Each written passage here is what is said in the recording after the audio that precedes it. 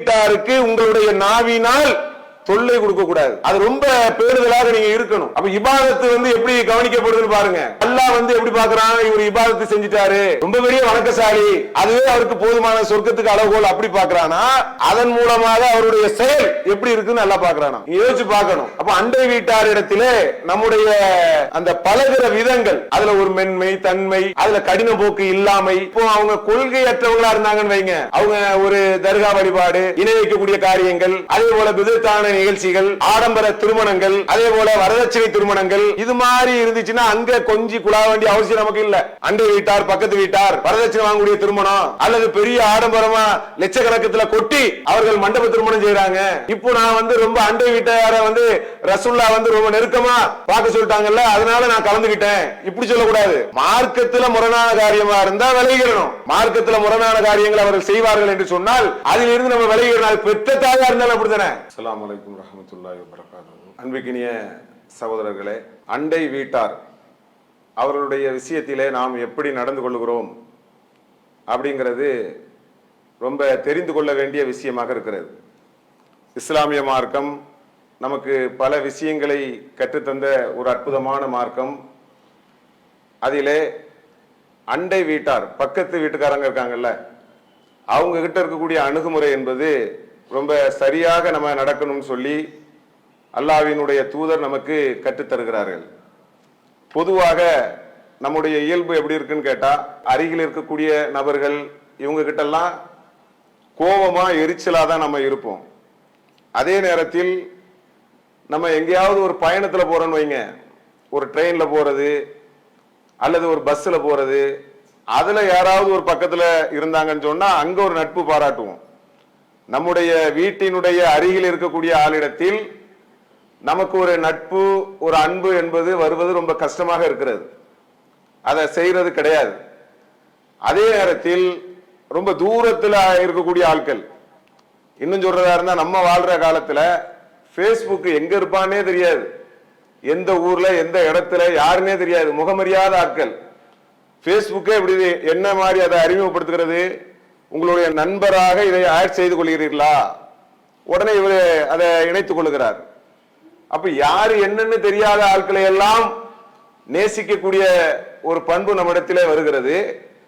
அண்டை வீட்டார் பக்கத்து வீட்டுக்காரர்கள், நம்மை சுற்றி இருக்கக்கூடியவர்கள், ரொம்ப நெருக்கத்தில் இருக்கக்கூடியவங்க, அவங்க கிட்ட நம்ம எப்படி அணுகிறோம், அவங்க இடத்துல நம்முடைய செயல்பாடு என்பது எப்படி இருக்கிறது, அது எலியும் பூனை மாதிரி தான் என்ன செய்யறாங்க, பெரும்பாலான ஒரு பண்பை பலர் வளர்த்துக் கொள்கிறார்கள். ஆனா நபிகள் நாயகம் ஸல்லல்லாஹு அலைஹி வஸல்லம் அவர்கள் நமக்கு நிறைய அறிவுரைகள் அண்டை வீட்டார் சம்பந்தமாக நமக்கு சொல்லி தந்திருக்கிறாங்க. இப்ப நம்ம பக்கத்து வீடு இருக்குன்னு வைங்களேன், அங்க என்ன மாதிரியான பிரச்சனைகள்லாம் வரும் அப்படின்னு கேட்டா, இந்த வண்டி விடுறதுல பார்க்கிங் பண்றோமா இல்லையா, அதுல சில பிரச்சனைகள் வரும். சில பேர் என்ன செய்வாங்கன்னா, பக்கத்துல இவங்க வீட்டுல இருக்கக்கூடிய குப்பைகள் எல்லாம் கொண்டு பக்கத்து வீட்டுல லேசா தள்ளி விட்டுறது. இவங்க அண்டை வீடை அங்க நட்பை பேணுறாங்க பாருங்க. என்ன மாதிரியான நட்பை பேணுகிறார்கள் என்று சொன்னால், நம்ம வீட்டுல இருக்கக்கூடிய குப்பைகளை லேசா தள்ளி தள்ளி அங்க விடுறது. இது மாதிரியான ஒரு எரிச்சல் ஊட்டக்கூடிய விஷயங்களை எல்லாம் அண்டை வீட்டில் செய்யக்கூடிய நிலைமையை நம்ம பார்க்கிறோம். இன்னும் கூடுதலாக போய் சில பேர் எப்படி இருக்கிறார்கள், வகையாக மாறிவிடுகிறார்கள். அது அண்டை வீட்டாருங்கிறது வேற நபராகவும் இருக்கலாம், நம்முடைய இரத்த உறவினராக கூட இருக்கலாம், அண்ணன் தம்பி அது மாதிரி உறவுகளாக கூட இருக்கலாம். அது கூட அண்டை வீடா தான் இருப்பாங்க. ஆனா வகைதான் லேசா சின்ன இடத்துக்கு அடுத்த இடம் நமக்கு நல்லாவே தெரியும், சொத்து அந்த மாதிரியான விஷயங்கள் வரக்கூடிய நேரத்தில் அந்த பக்கத்தில் இருக்கக்கூடியவர் நம்முடைய அண்டை வீட்டார் என்பவர் நம்முடைய நெருங்கிய உறவினராக இருப்பாரு.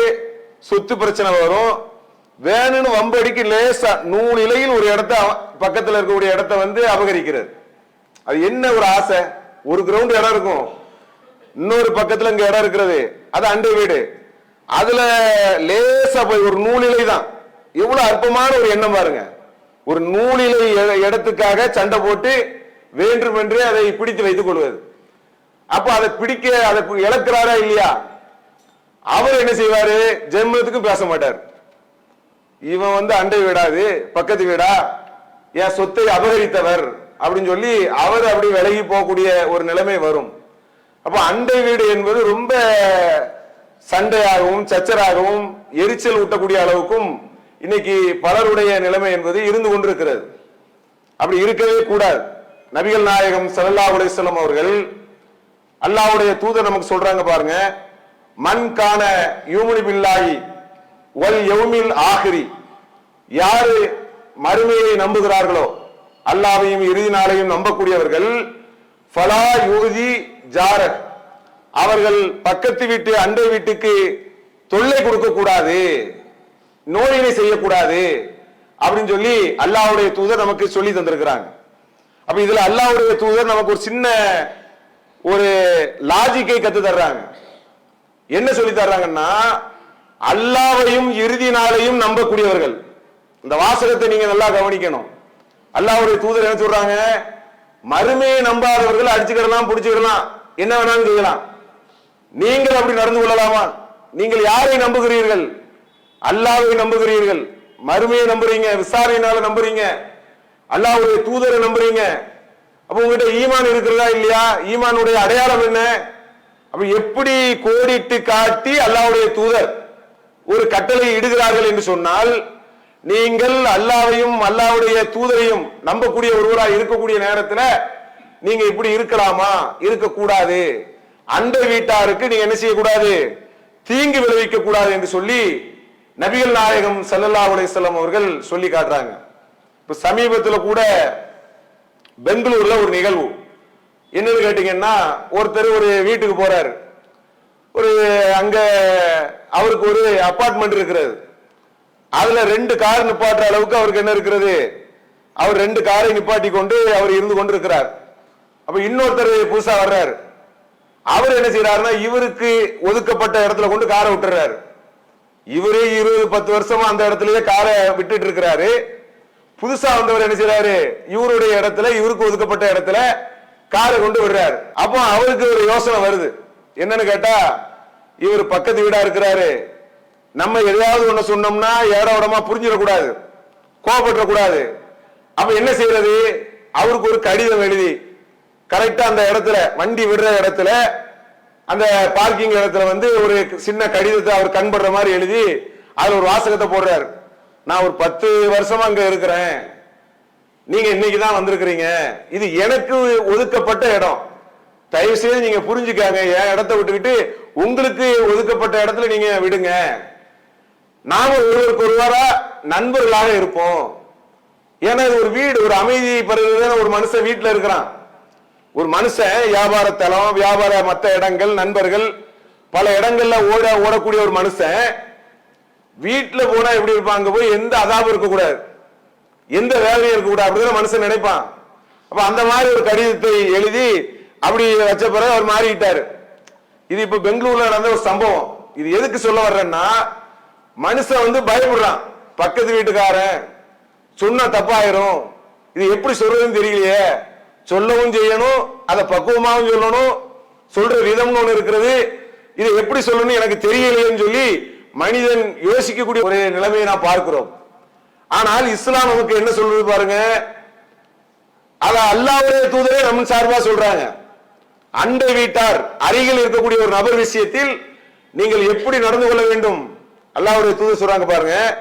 மன் கான யூமினு பில்லாஹி வல் யௌமில் ஆகிரி, யார் அல்லாஹ்வை நம்புகிறார்களோ, மறுமையை நம்புகிறார்களோ, ஃபல் யுக்ரிம் ஜாரஹ், அவர்கள் அண்டை வீட்டாரை கண்ணியப்படுத்தட்டும். கண்ணியப்படுத்துங்கிறாங்க. இங்க அதாபா இருக்கிறது, வேதனையா இருக்கிறது, இங்க நேரா குப்பையை கொண்டு தள்ளிடுறாங்க, அல்லது வேற ஏதாவது ஒண்ணு சொல்றது. சில பேர் என்ன செய்வாங்க தெரியுமா, அண்டை வீட்டார் பக்கத்து வீட்டுல இருந்துகிட்டு வீட்டுல அங்க என்ன நடக்கிறது என்று ஒரே ஆய்வு செய்கிறது. அந்த வீட்டுல என்ன நடக்கிறது, அந்த வீட்டுல என்ன நடந்தா நமக்கு என்ன, அங்க இருக்கக்கூடிய குடும்ப பிரச்சனைகள், அங்க இருக்கக்கூடிய திருமண நிகழ்வுகள், அதுல ஒரு 4 இடத்த மாப்பிள்ளை பொண்ணு பார்ப்பாங்க, அதுல ஒண்ணு கூடும் ஒண்ணு கூடாது, கூடுனா என்ன கூடாட்டா என்ன, அது நமக்கு என்ன செய்திருக்கிறது, எல்லாத்துக்கும் கூடிருமா? அதை கூட்டி குறைச்சி எங்களுக்கு தான் தெரியும், நாங்க பக்கத்து வீட்டுக்காரரு, ரொம்ப பெருமையா பேசுறது, அந்த விஷயங்களை லீக் பண்ணக்கூடிய வேலையே ரொம்ப பக்குவமா செய்யறது. அந்த பொண்ணுக்கு இப்படி, அந்த பையனுக்கு இப்படி, இப்படின்னு ஒரு அருகில் இருக்கக்கூடிய வீட்டினுடைய குடும்ப விஷயத்திலே நாம உள்ள நுழைஞ்சு நுழைஞ்சு நுழைஞ்சு தேடுறது என்ன லாபம் இருக்கிறது? ஏதாவது ஒரு லாபம் இருக்கிறதா? கிடையாது, தேவையில்லை. அது அதுதான் அல்லாஹ்வுடைய தூதர் நமக்கு எப்படி ஒரு அற்புதமாக நமக்கு சொல்லி காட்டுறாங்க பாருங்க. நீங்கள் கண்ணியப்படுத்துங்கள் என்கிறார்கள். அப்ப கண்ணியப்படுத்தாட்டாலும் பரவாயில்ல, குறைஞ்சபட்சம் ஒரு கண்ணியமா நடக்கவா தெரியணுமா இல்லையா? நாம ஒரு வீடுகளுக்கு போகிறோம், நம்முடைய வீட்டினுடைய அருகிலே ஒருவர் இருக்கிறார், அவரு நம்மளால அமைதி பெறணும், நம்ம இருக்கிறோம் சொல்லி அவர் அமைதி பெறணும், பாதுகாப்பு பெறணும். பக்கத்து வீட்டுல பாய் இருக்கிறாரு, பக்கத்து வீட்டுல இன்னார் இருக்கிறாங்க, ஏதாவது ஒரு பிரச்சனைனா ஓடி வருவாங்க, ஹாஸ்பிட்டல்ல சேர்ப்பாங்க. அவருக்கு நம்மளை பற்றி ஒரு என்ன வருது தெரியுமா? பக்கத்து வீட்டுல இவர் இருக்கிறாரு, என்ன மாதிரி நடக்கும் கூட்டி குறைச்சு சொல்லுவாரு, இப்படி ஆயிருமே அப்படி ஆயிருமேங்கிற ஒரு எண்ணம் வந்தா அது சரியான நிலையா நீங்க பாருங்க. அப்ப அல்லாஹ்வுடைய தூதர் நமக்கு எப்படி வழிகாட்டுகிறார்கள் பாருங்க. அண்டை வீட்டாருக்கு நீங்கள் கண்ணியம் செலுத்துங்கள். இது நபிகள் நாயகம் ஸல்லல்லாஹு அலைஹி வஸல்லம் அவர்கள் நமக்கு சொல்லி தந்திருக்கக்கூடிய ஒரு வழிமுறையாக இருக்கிறது. அதே மாதிரி பாருங்க, அல்லாஹ்வுடைய தூதர் அவங்களுடைய காலத்துல ஒரு கேள்வி ஒண்ணு கேட்கிறாங்க. இந்த இஸ்லாமிய மார்க்கம் எவ்வளவு ஒரு அற்புதமான மார்க்கங்கிறதுக்கு இது ஒரு சான்று. அல்லாஹ்வுடைய தூதர்கிட்ட கேட்கிறாங்க, அல்லாஹ்வுடைய தூதரே, ஒரு பெண்மணி இருக்கிறாங்க, அந்த பெண்மணி தொழுகை, நோன்பு, இபாதத்து ரொம்ப ஈடுபாடா இருக்கிறாங்க. ஆனா என்ன செய்யறாங்கன்னா, பக்கத்து வீட்டினுடைய அந்த வீட்டுக்காரருக்கு தன்னுடைய நாவினால் தொல்லை கொடுக்கறாங்க. அப்ப ரசூலுல்லாஹ் சொல்றாங்க, அவர் சொர்க்கத்துக்கு போக மாட்டாரு. அந்த செய்தி அந்த தன்மைக்கு அப்படி ரசூலுல்லாஹ் சொல்றாங்க. ஒரு நபரின் தன்மை அப்படி இருக்கும் சொன்னா அது எப்படி சொர்க்கத்துக்கு போக முடியும்? அல்லாஹ்வுடைய தூதர் அப்படி சொல்றாங்க. அப்ப இன்னொருவர் இருக்கிறார், அவர் எப்படின்னு கேட்டீங்கன்னா, அவரால் முடிஞ்ச நோன்பு இபாதத்து இப்படி செய்யறாங்க, ஆனா அவரால அண்டை வீட்டாருக்கு எந்த தொல்லையும் கிடையாது அப்படின்னு சொல்லி சொல்றாங்க. சொல்லும் போது அல்லாஹ்வுடைய தூதர் சொல்றாங்க, அப்படி என்றால் அவர் என்ன செய்வாரு? சொர்க்கத்துக்கு செல்வார். இதுல ரொம்ப கவனிக்கணும். இதுல எப்படி இஸ்லாம் நமக்கு கற்று தருதுன்னு பாருங்க. நான் மிகப்பெரிய தொழுகையாளி, நோம்பாளி, கரெக்டா தொழுதுருவேன், கரெக்டா நோன்பு வச்சிருவேன், ஆசுரா கூட வருது கரெக்டா வச்சிருவேன், துல்ஹஜ் மாசம் அதுல இருக்கக்கூடிய நோன்பு வச்சுட்டேன், இப்படின்னு நம்ம பிரிப்பரா இருக்கிறது மட்டும் இஸ்லாம் கிடையாது. அண்டை வீட்டாருக்கு உங்களுடைய நாவினால் தொல்லை கொடுக்க கூடாது, அது ரொம்ப பேணுதலாக நீங்க இருக்கணும். அப்ப இபாதத்து எப்படி கவனிக்கப்படுதுன்னு பாருங்க. இதுல அல்லாஹ் எப்படி பாக்குறான்? இவர் இபாதத்து செஞ்சிட்டாரு, ரொம்ப பெரிய வணக்கசாலி, அதுவே அவருக்கு போதுமான சொர்க்கத்துக்கு அளவுகோல் அப்படி பாக்குறானா, அதன் மூலமாக அவருடைய செயல் எப்படி இருக்குன்னு நல்லா பாக்குறானா? நீங்க யோசிச்சு பார்க்கணும். அப்ப அண்டை வீட்டார் இடத்திலே நம்முடைய அந்த பழகிற விதங்கள், அதுல ஒரு மென்மை, தன்மை, அதுல கடின போக்கு இல்லாமை, எந்த அளவுக்கு பாருங்க அல்லாஹ்வுடைய தூதர்கிட்ட கேட்கிறாங்க, எந்த அளவுக்கு ரசூலுல்லாஹ் அதை நமக்கு விளக்குறாங்க பாருங்க. அல்லாஹ்வுடைய தூதரே, என்னுடைய அருகில், என்னுடைய வீட்டினுடைய அருகில் 2 வீடு ரொம்ப பக்கத்து வீடாக இருக்கிறது, நான் அன்பளிப்பு செய்வதாக இருந்தால் யாருக்கு செய்யலாம் முதல்ல அப்படின்னு அல்லாஹ்வுடைய தூதர்கிட்ட கேட்கிறாங்க. இப்ப அல்லாஹ்வுடைய தூதர் சொல்றாங்க, உன்னுடைய வீட்டினுடைய அருகில் யாருடைய வீடு மிக அருகில் இருக்கிறதோ, ரொம்ப பக்கத்துல யார் இருக்குதோ அவங்களுக்கு நீங்க அன்பளிப்பு செய்யுங்க அல்லாஹ்வுடைய தூதர் சொல்றாங்க. இந்த அன்பளிப்பை ரொம்ப பக்கத்து வீடா இருக்கு பாருங்க, அங்க செய்யுங்கன்ட்டு. இப்ப அப்படி இருக்கிறோமா? நம்ம இப்போ அவங்க கொள்கையற்றவங்களா இருந்தாங்கன்னு வைங்க, அவங்க ஒரு தர்கா வழிபாடு, இணை வைக்கக்கூடிய காரியங்கள், அதே போல பிதத்தான நிகழ்ச்சிகள், ஆடம்பர திருமணங்கள், அதே போல வரதட்சணை திருமணங்கள், இது மாதிரி இருந்துச்சுன்னா அங்க கொஞ்சம் குழா வேண்டிய அவசியம் நமக்கு இல்ல. அண்டை வீட்டார், பக்கத்து வீட்டார் வரதட்சணை வாங்கக்கூடிய திருமணம், அல்லது பெரிய ஆடம்பரமா லட்சக்கணக்கத்துல கொட்டி அவர்கள் மண்டப திருமணம் செய்யறாங்க. இப்போ நான் ரொம்ப அண்டை வீட்டார ரசூலுல்லாஹ் ரொம்ப நெருக்கமா பார்க்க சொல்லிட்டாங்கல்ல, அதனால நான் கலந்துகிட்டேன், இப்படி சொல்லக்கூடாது. மார்க்கத்துல முரணான காரியமா இருந்தா விலகிடணும். மார்க்கத்துல முரணான காரியங்கள் அவர்கள் செய்வார்கள் என்று சொன்னால் அதிலிருந்து நம்ம விலகிடணும். பெற்ற தாயா இருந்தாலும் அப்படித்தானே, பெற்றோர்களாக இருந்தால் கூட மார்க்க விஷயத்தில் அவரிடத்தில் விலகி நிற்க வேண்டும் என்பதுதான் இஸ்லாம் நமக்கு கற்றுத்தரக்கூடிய பாடமாக இருக்கிறது. அது மாதிரி விஷயமா இருந்தா விலகிடணும். மற்ற விஷயங்கள் வாய்ப்பு கிடைக்குமா இல்லையா, தொட்டு தொட்டு சில உதவிகள் செய்யக்கூடிய வாய்ப்புகள் இருக்கும், அதெல்லாம் சரியா பயன்படுத்தணும். திடீர்னு அங்க ஒரு மௌத்து நடக்கும், இவரு என்ன செய்வாரு, அங்க மௌத்து வீடு, இவரு அர்ஜென்டா நினைச்சது வெளியில ஓடுறது, ஒரு மௌத்து வீடு தானே, பக்கத்து வீடு மௌத்து வீடு, ஏதோ ஒண்ணு நல்லது கெட்டது என்னன்னு விசாரிச்சா என்னங்கிறேன். அதே போல சில இடங்களில் நம்ம பாக்குறோம், என்னன்னு கேட்டீங்கன்னா மௌத்து வீடு நடந்து விட்டா கீழே மௌத்து வீடு சின்ன வீடுன்னு சொன்னா வசதி இல்லை. அப்ப அவங்க சொல்லுவாங்க பெருந்தன்மையா மேல் வீடு, அதுக்கு மேல் வீடுல சொல்லுவாங்க எங்க வீடு நீங்க பயன்படுத்திக்காங்க, 4 பேர் வருவாங்க போவாங்க, அப்ப எங்க வீடு நீங்க பயன்படுத்திக்காங்கன்னு சொல்லி மேல் வீட்டை பயன்படுத்த கொடுப்பார்கள். சரியான விஷயம் கரெக்ட். அண்டை வீட்டார்கள் அவங்களுடைய துக்கங்கள் அவங்களுடைய கஷ்டங்கள் இருக்கு பாருங்க, அதை கரெக்டா நம்ம அணுகணும். அவங்களுக்கு ஏதாவது உதவி செய்யறது, ஹாஸ்பிட்டல்ல சேர்க்கக்கூடிய விஷயங்கள், ரொம்ப நெருக்கடியான நேரம் வந்தா பொருளாதார உதவி. சில அண்டை வீடுகள் அதாபா இருக்கும், ரொம்ப கவனிச்சுதான் அது போக வேண்டி இருக்கிறது. அப்ப ரொம்ப சரியான நிலையில் இருக்கக்கூடிய அண்டை வீட்டார்கள் அவர் இடத்துல இஸ்லாம் நமக்கு எப்படி காட்டி தருகிறது, நீங்கள் அவங்க இடத்துல ஒரு மென்மையை காட்டுங்க, அவங்கள கண்ணியம் செலுத்துங்க, அவங்கள நோயினப்படுத்தாதீங்க, அவங்களுக்கு எந்த தீங்கையும் செய்யாதீங்க, இதையெல்லாம் இஸ்லாம் நமக்கு கற்று தருகிறது. இப்ப நீங்க பொதுவா நீங்க ஒரு பிரச்சனையை நீங்க அடிக்கடி கேள்விப்பட்டிருப்பீங்க, என்னன்னு கேட்டீங்கன்னா, அதாவது ஒருத்தர் வீடு கட்டுறாருன்னு வைங்க, வீடு கட்டும் போது இப்ப சென்னை மாதிரியான இடங்கள்லாம் ரொம்ப குறுகிய இடம் தான். அப்ப பக்கத்துல ஒருத்தர் வீடு கட்டும் போது சல்லி மண்ணு இதெல்லாம் இருக்கு பாருங்க, பக்கத்து வீட்டுல கொண்டு போய் கொட்டிடுறது.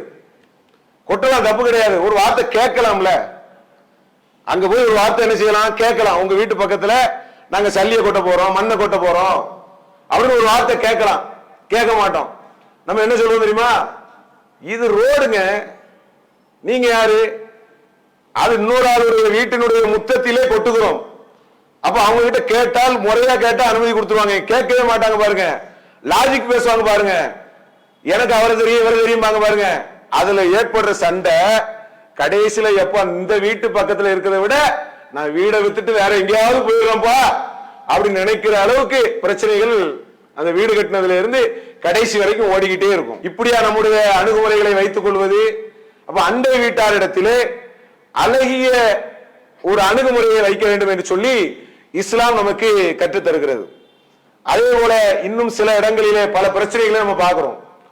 என்னன்னு கேட்டீங்கன்னா, இப்போ ஒரு நீங்க நாகர்கோவில் இது மாதிரி கேரளா சைடு இருக்கு பாருங்க, அங்கெல்லாம் சமதளமா இருக்காது.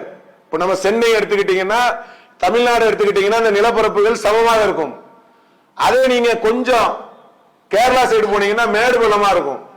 அப்போ ஒரு வீட்டினுடைய மழை பெஞ்சிச்சுன்னா ஒரு வீட்டினுடைய தண்ணீர் இன்னொரு வீட்டினுடைய வழியா போற மாதிரி வாய்ப்பு இருக்கும்.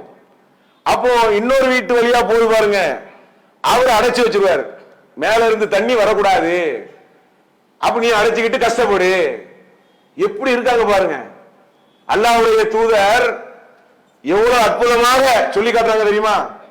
அல்லாஹ்வுடைய தூதர் சொல்றாங்க, உங்களுடைய அண்டை வீட்டார் அவர் ஏதேனும் ஒரு சில விஷயங்களை அறைந்தால், உங்களுடைய சுவர்கள்ல ஏதேனும் ஒரு தேவைக்கு அறைந்தால் நீங்கள் அதை தடுக்காதீர்கள். எப்படி சொல்றாங்க பாருங்க. நீங்க சுவர்ல போய் அறையிறதுக்கு கூட அனுமதி கொடுக்க வேண்டாம். ஒரு நீருங்க, ஒரு கழிவு நீர் போகிறது, அதுக்கு எவ்வளவு ஒரு வெறுப்பாக ஒரு பகையாக இந்த உலகத்தில் நம்ம நிரந்தரமா இருக்க போறோமா? இருக்கிறார்களா? அங்க எல்லாரும் அப்படியே இருந்துட்டு இருக்கிறாங்க. எவ்வளவு பெரிய ஜாமான்னா மண்ணு சாப்பிட்டு இருக்கிறது. மையத்துனா என்ன அர்த்தம்? மௌத்தான அடுத்த செகண்டே அவனுக்கு பேரு மையத்து தான், பேரு கிடையாது. இன்னார் இறந்து விட்டார் அப்படி சொல்றாங்களா? மையத்தை எப்போது தூக்குவார்கள் அப்படி சொல்றாங்களா? அதுக்கு என்ன காரணம்? மௌத்தாயிட்ட உனக்கு என்ன மையத்து தான் பேரு. அப்போ மண்ணு சாப்பிடக்கூடிய ஒரு உடலை வைத்து விட்டு நமக்கு என்ன ஆணவம், நமக்கு என்ன பெருமை? அல்லாஹ் திருமறை குர்ஆனிலே எப்படி சொல்லி காட்டுறான் பாருங்க. 4வது அத்தியாயம் 36வது வசனத்துல ரப்புல் ஆலமீன் சொல்லி காட்டுகிறான், நீங்க நன்மைகள் செய்யுங்க, உபகாரம் செய்யுங்க, ஏழைகளுக்கு நாடோடிகளுக்கு பயண நண்பர்கள், அதே போல அண்டை வீட்டார், அதே போல தூரமான அண்டை வீட்டார், அவர்களுக்கு நீங்கள் நன்மை செய்யுங்கள், அப்படின்னு சொல்லி அல்லாஹ் ஒரு பட்டியல் எடுக்கிறான். அப்படி பட்டியலிட்டு விட்டு அல்லாஹ் சொல்றான், இன்னல்லாஹ லா யுஹிப்பு மன்கான முஹ்தாலன் ஃபகுரா, பெருமை அடித்து கர்வம் கொள்ளக்கூடியவர்களை அல்லாஹ் நேசிக்க மாட்டான். எப்படி அல்லாஹ் சொல்றான் பாத்தீங்களா? நெருங்கிய அண்டை வீட்டார், தூரமான அண்டை வீட்டாருக்கு நீங்க நன்மை செய்யுங்க அப்படி சொல்லிக்கிட்டு அல்லாஹ் சொல்றான், பெருமை அடித்து கர்வம் கொள்ளும் எவரையும் அல்லாஹ் நேசிப்பது இல்லைங்கிறான். அப்ப அல்லாஹ் என்ன சொல்றான், நான் ஏன்பா நன்மை செய்யணும்? எனக்கு என்ன தேவை இருக்கு? எனக்கு சொத்து இருக்கு, சுகம் இருக்கு, கடையில் ஓஹோ 40 பேர் வேலைக்கு இருக்கிறாங்க. நான் என்ன மற்றவங்களுக்கு நன்மை செய்யக்கூடிய தேவை உடையவனா?